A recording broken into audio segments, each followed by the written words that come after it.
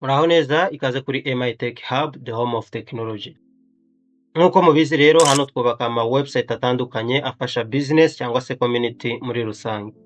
So, imwe muri programming language cyangwa se tool dukunze gukoresha ari nayo the king of the website cyangwa se applications ni JavaScript. JavaScript ni programming language ikora cyane mu ma website ndetse n'ama mobile application ndetse no mu bindi bitandukanye tugiye kureba.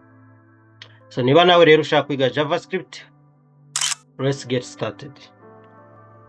So ushobora kuba wibaza uti ese ubundi JavaScript ni iki, ikora ibiki, ubundi iri capable of what?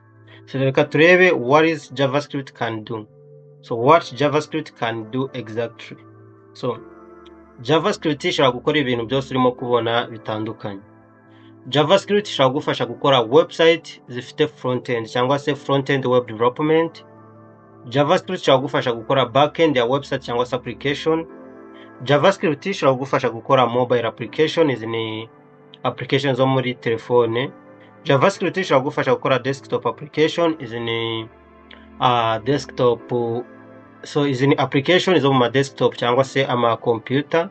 JavaScript ishobora kugufasha gukora game, aribyo twita game development. Also JavaScript ishobora no kugufasha mu cyo twita IoT cyangwa se robotic, gukora ama robotics n'ibindi byikoresha cyangwa se bikorana n'abantu. So nkuko bibona n'ubundi ushobora kubona imirimo itandukanye muri izi field cyangwa se muri izi category tubonamo JavaScript ishobora kudufasha. So especially hano dukunze gukora ama website ndetse n'ama mobile application. So now niba ushaka kwiga rero JavaScript, be prepared.